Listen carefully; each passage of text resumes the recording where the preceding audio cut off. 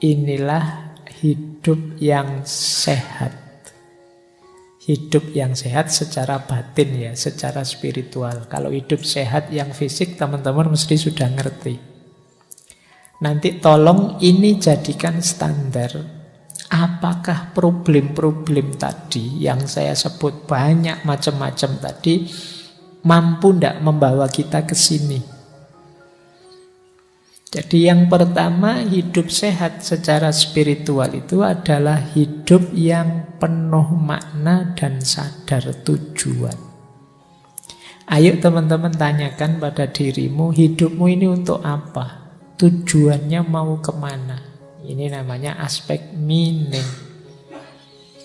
Mulai tanyakan itu, kemudian coba dicek semua fasilitas, semua yang kamu mampu kamu miliki, kira-kira sudah atau belum kamu gunakan untuk mencapai tujuanmu. Nah, ini standar pertama ya. Ayo hidup yang bermakna. Bukan berarti kamu tidak boleh main HP, tapi HP-mu mendukung terhadap kebermaknaan hidupmu dan realisasi tujuan hidupmu. Yang kedua, value. Value itu hidup yang menghargai kepercayaan dan tatanan. Hidup yang punya standar. Ini baik, ini buruk, ini indah, kalau itu tidak. Ini namanya value. Kita diminta untuk hidup ini punya nilai. Biasanya untuk punya makna itu harus ada yang bernilai. Apa sih nilai-nilai yang kamu unggulkan, kamu pegangi dalam hidupmu? Agama kah? Persaudaraan kah? Kemanusiaan kah? Atau apa? Kalau sama sekali tidak punya nilai, hidupmu tidak bermakna. Rasionalitas kah? Atau kekayaan kah? Atau apa? Itu namanya value, nilai. Oke. Nah, yang ketiga, transenden. Transenden ini kesadaran bahwa ada dimensi hidup yang lebih tinggi dibandingkan hidup yang kita jalani sekarang. Kita hari ini hidup dalam banyak keterbatasan-keterbatasan. Ada level transendennya, ada level yang lebih tingginya. Dan kita semuanya menuju ke sana. Nah, fasilitas-fasilitas tadi membantu ndak upaya kita untuk melakukan transendensi, melampaui situasi hari ini ke ranah yang lebih tinggi. Yang keempat, connecting. Connecting itu keterhubungan. Kesadaran kita bahwa segala tujuan, makna, nilai, dan upaya transendensi tadi tidak mungkin kita jalankan sendiri tanpa keterkaitan dengan orang lain. Jadi sejauh mana perangkat, peralatan, fasilitas yang kita miliki tadi membantu kita semakin dekat, erat, terkoneksi dengan yang lain, atau jangan-jangan malah tambah pisah-pisah, tambah banyak permusuhan. Nah, itu coba nanti dievaluasi. Dan yang terakhir, becoming. Becoming itu hidup yang baik adalah hidup yang tambah lama tambah baik. Maka kita hendaknya melakukan refleksi, ini hidup saya tambah baik apa enggak ya? Kemarin saya gimana, sekarang gimana? Dulu saya zaman waktu SMA itu Pak, rajin tahajud Pak, ngaji. Sekarang sudah mahasiswa, wah, ya saya tidak berani ngomong Pak. Iya, tapi sekarang saya tambah pinter Pak, tambah ngerti dalil, tambah ngerti. Iya, jadi coba dicek, kamu tambah baik apa enggak? Ya harusnya tambah mahasiswa. Kalau dulu tahajudnya 4 rakaat, ya sekarang 12 rakaat misalnya, itu sip. Dulu ngajinya 3 bulan sekali baru khatam, ya sekarang 1 bulan bisa khatam saya Pak. Itu luar biasa, meningkat namanya. Apakah begitu hidupmu atau tidak?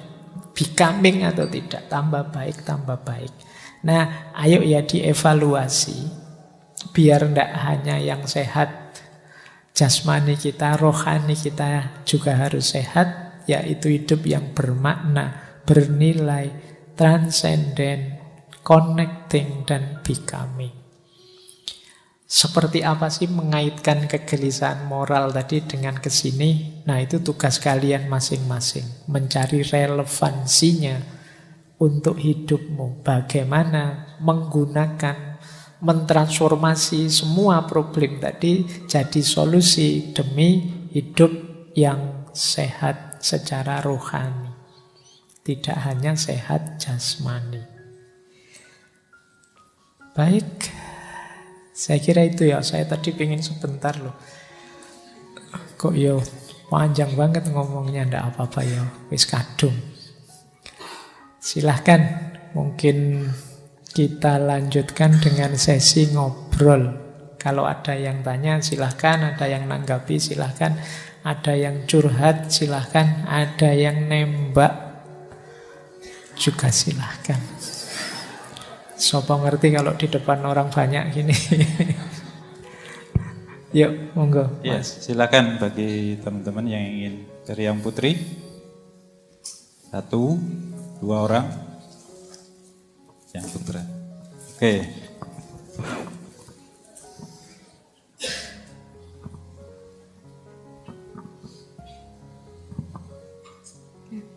Bismillahirrahmanirrahim. Tadi kan sempat dijelaskan mengenai berbuat baik. Nah, berbuat baik kan tadi sepenangkap saya itu kita memperlakukan seseorang sebagaimana kita ingin dilakukan. Tapi permasalahannya kan tiap orang itu kan memiliki misalkan menurut kita baik tapi belum tentu menurut orang lain baik gitu, Pak. Nah, terus bagaimana menyikapi hal tersebut? Apakah kita harus egois pada suatu momen karena itu berrelasi dengan mental health kita gitu, Pak. Misalkan contohnya mungkin seseorang itu lebih cenderung berkomunikasi lewat private message daripada untuk langsung ditelepon langsung. Tapi di sisi lain seseorang itu lebih prefer untuk ditelepon langsung gitu, Pak. Nah, untuk menanggapi hal tersebut itu bagaimana, Pak? Terima kasih. Oke. Dengan Mbak siapa? Nunik. Langsung gue nanti lupa. Baik, jadi perlakukan orang lain sebagaimana engkau ingin diperlakukan. Sebenarnya ini nanti dekat jalannya dengan istilah, saya pakai ini ya, empati. Jadi empati itu bukan kok aku berpikir yang baik untukmu seperti apa, tapi diawali dari seandainya aku di posisimu seperti apa. Jadi seandainya aku jadi orang yang posisi, kedudukan, cara berpikirnya seperti dirimu, yang baik untuk dirimu itu apa. Jadi pertimbangannya bukan dari aku, tapi dari kamu. Jadi misalnya saya dosen, ketemu mahasiswa, itu seandainya aku mahasiswa, sudah semester 14, dikejar-kejar, dipanggil-panggil, sementara seminar saja belum, betapa gelisahnya, betapa inunya. Nah, itu yang membuatmu nyaman kira-kira apa di situasi itu aku berikan. Jadi titik berangkatnya dari dirinya, tidak dari diriku. Kalau dari diriku bisa saja nanti seperti tadi, wong saya ndak butuh ini kok diberi ini, meskipun menurut yang memberi itu baik. Nah, jadi terjadi miss karena berangkatnya dari yang memberi, yang ingin berbuat baik. Berangkat awalnya kebaikan itu melalui empati. Jadi titik awalnya orang yang ingin kita beri kebaikan. Misalnya kita ingin berbuat baik pada misalnya masyarakat tertentu yang belum ada listriknya misalnya, terus kamu ngeyel, saya belikan kulkas Pak, saya belikan, ya buat apa, misalnya tidak ada listrik. Posisikan dirimu di tempat mereka. Nah, jadi cara berpikirnya begitu. Itu kebetulan saya bawa ada quotes. Tapi ini tadi tidak janjian loh ya pertanyaannya.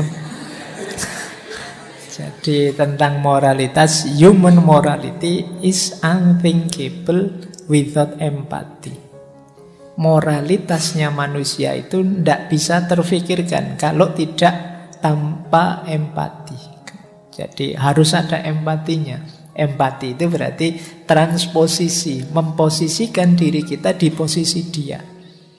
Seandainya aku di posisinya, misalnya punya pandangan seperti ini dan tidak dihargai, mestinya dia marah. Oh kalau gitu aku akan menghargai pikirannya. Nah itu cara berpikirnya begitu.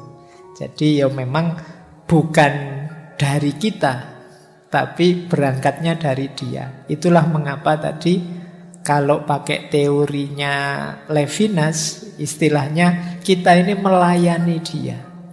Orang melayani itu kan dari perspektif yang dilayani, tidak dari perspektif kita. Itulah yang disebut kebaikan. Makanya tidak ada kok kebaikan itu memaksakan dari orang yang berbuat baik. Dia diawali dari pemahaman terhadap yang diberi kebaikan. Kuncinya di situ. Baik, itu ya ringkasnya. Monggo mungkin masih ada tadi ada beberapa yang angkat tangan. Yang putra dulu. Tadi ada yang Kasih.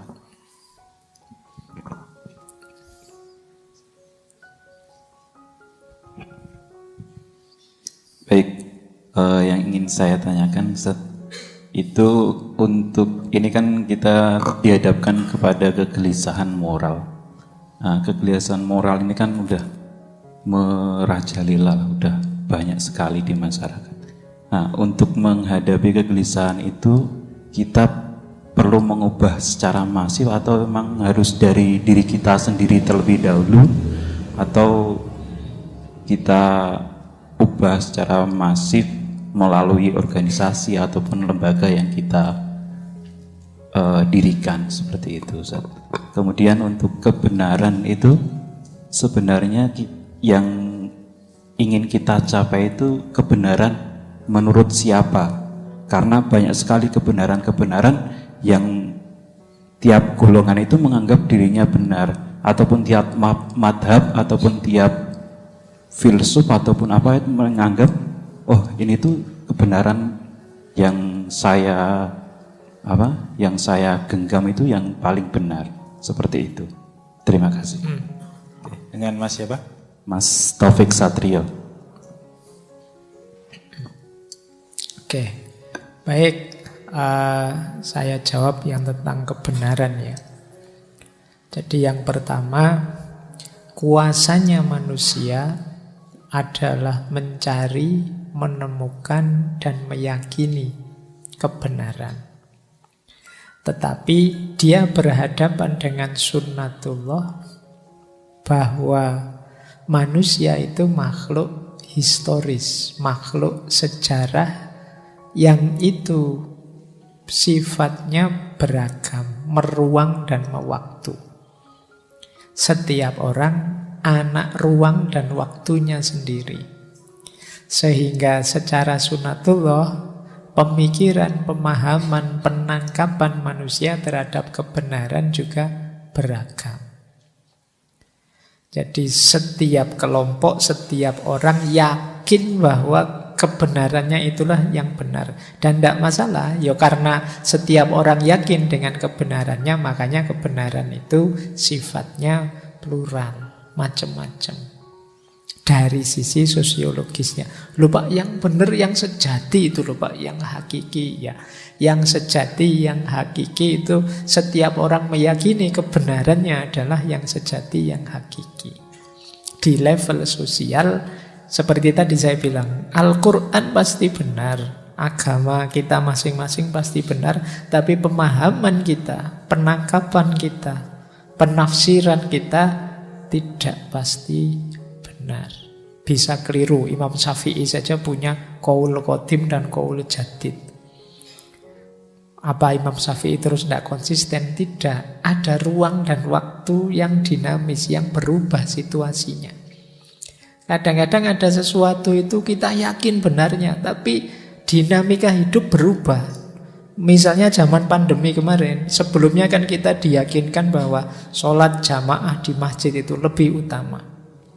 Begitu pandemi, teorinya dibalik. Sholat di rumah itu lebih utama. Oh, ini kan berubah drastis. Kalau kita hanya berhenti di satu kebenaran, tidak mempertimbangkan ruang dan waktunya, itu kadang-kadang kita jadinya seperti tadi yang saya sebut jumud tadi. Tidak peduli dengan ruang dan waktu. Apa tidak boleh Pak kita meyakini kebenaran kita? Boleh. Sambil tetap menyadari yang lain mungkin menangkap kebenarannya secara berbeda. Jadi ini penting ya, hari ini banyak orang yang tidak salah dia menganggap bahwa yang dia yakini adalah yang benar. Tapi yang jadi masalah adalah dia kemudian agresif pada yang lain, yang dianggapnya salah. Loh, menganggap pandangan orang lain salah itu tidak masalah. Loh, karena saya anggap pikiranku benar, berarti yang lain salah. Menurutku itu tidak masalah. Yang masalah agresifnya. Jadi terus menyerang, menyalah-nyalahkan, nuduh-nuduh, fitnah, mengkafirkan kalau sesama agama dan lain sebagainya. Yang problem di sini. Kamu meyakini saudaramu, wah kalau saya berpikiran begitu sudah kufur. Tidak masalah, tapi tidak harus kamu terus agresif, kamu deklarasi, kamu tunjuk-tunjukkan ke orang. Ini loh orang kafir. Beda lagi ceritanya kalau sudah begitu. Jadi bahwa kamu meyakini satu kebenaran, ya niscayalah manusia itu memegangi kebenaran sejauh yang dia mampu masing-masing. Tapi juga jangan lupa orang lain mengalami proses yang sama, meskipun mungkin saja hasilnya berbeda. Dan itu kan sudah disampaikan juga oleh Allah. Wa ja'alnakum syir'atan wa minhajan. Allah juga, kalau Allah mau, semua manusia ini hanya satu keimanannya. Tapi kan Allah menghendaki skenario sesuai yang sekarang terjadi. Ini sebenarnya tantangan-tantangan besar kita hari ini. Ini problem yang saya sebut di awal tadi. Kekaguan dalam berpikir. Yang sering jadi sumber masalah.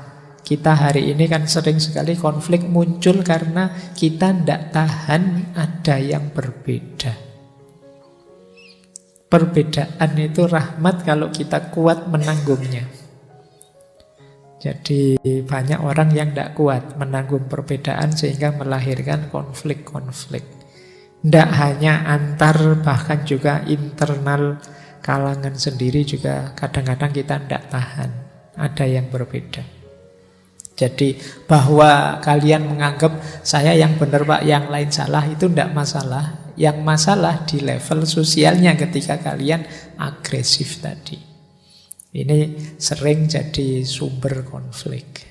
Dan nanti mungkin teman-teman bisa merefer, dulu pernah kita membahas tentang kematangan beragama. Bagaimana bergaul, kalau ini kebenaran agama ya, secara matang. Tidak bergaul yang kekanak-kanakan. Jadi prinsip-prinsip pergaulan antar kebenaran ini menurut saya penting hari ini kita sadari. Karena banyak orang yang skillnya di sini agak lemah. Sehingga dia gelisah terus ketika ada yang berbeda dengan dirinya. Ketidakpenerimaan kita terhadap adanya perbedaan ini kan khawatirnya juga ketidakterimaan kita terhadap ketetapan Allah bahwa hidup ini secara sunnatullah pasti berbeda-beda. Baik, saya kira itu ya Mas, cara memahaminya. Yeah. Yang kedua tadi merubah kegelisahan moral itu dari pribadi atau dari kelompok. Oh iya, itu yang belum. Yang pertama tentu saja dari diri kita. Katanya Gandhi, be the change you want to be. Kalian ingin dunia ini seperti apa? Pertama-tama dirimu sendiri ubahlah. Jadi jangan Kalau saya nanti saja Pak, saya ini levelnya masih menasehati orang. Jadi biar orang baik dulu, saya nanti saja. Nggak mungkin efektif nasihatmu. Jadi nasihat itu kalau dilakukan oleh orang yang menjalani, mengalami langsung, itu frekuensinya lebih nyambung. Mungkin pernah saya ceritakan di berbagai kesempatan ya, ceritanya Mahatma Gandhi. Saya ulang lagi tidak apa-apa, biar waktunya cepat jam 10. Jadi kata Gandhi, suatu ketika ada ibu-ibu datang ke Gandhi, dia punya anak. Anaknya ini sedang sakit yang mengharuskan dia tidak makan garam. Si ibu ini agak stres, anaknya disuruh tidak makan garam itu susah. Kayak kalian lah kalau tak larang makan gorengan itu kan ya berat. Nah, dia bawa ke Gandhi. Waktu ibu ini datang menceritakan persoalannya, jawabnya Gandhi, "Wahai ibu, mohon maaf, sekarang saya tidak bisa menasehati anaknya ibu. Minggu depan saja ya balik ke sini." Nah beneran, ditunggu seminggu terus dia balik lagi ketemu Gandhi. Setelah itu Gandhi cuma bilang gini pada anak ini, "Wahai nak, nek basa Jawane ya le, mbok kamu ndak usah makan garam lagi." Cuma itu saja. Dan setelah itu anak ini ndak lagi makan garam. Nah ini si ibu ini heran, sekti tenan ini Gandhi. Terus minggu depannya tanya pada Gandhi, "Wahai Gandhi, kamu pakai resep apa? Anak saya kok langsung manut, langsung bisa tidak makan garam lagi." Kata Gandhi, "Wahai ibu, dulu minggu pertama waktu ibu datang itu, saya masih makan garam. Kalau saya yang masih makan garam kok nasihati anak ini untuk tidak makan garam, tidak sinkron, tidak nyambung." Jadi kayak kita masih tukang bohong kok nasihati orang, "Kamu jangan bohong ya." Tidak nyambung. Kita masih sering bohong. Nah setelah itu Gandhi puasa, tidak makan garam seminggu itu, akhirnya ya bisa menasihati anak tadi. Jadi perubahan kebaikan yang saya pakai teori macam-macam tadi tentu saja diawali dari diri kita. Jadi jangan kamu marah-marah ke adikmu, "Adikku itu HP-nan terus kamu marahi." Kamu sendiri juga begitu. Adikmu bantahnya gampang, "Dek jangan main HP terus lu." "Oh sampean juga begitu." Dia membaliknya gampang dia. Maka awali dari diri kita sendiri. Jadi bukan berarti ini anti medsos, anti HP lo ya. Gunakan secukupnya saja, sesuai kebutuhan, dan jangan lupa prioritas-prioritas dalam hidup, dan jangan mudah terdistraksi oleh hal-hal yang tidak penting tadi. Sebenarnya kuncinya di situ.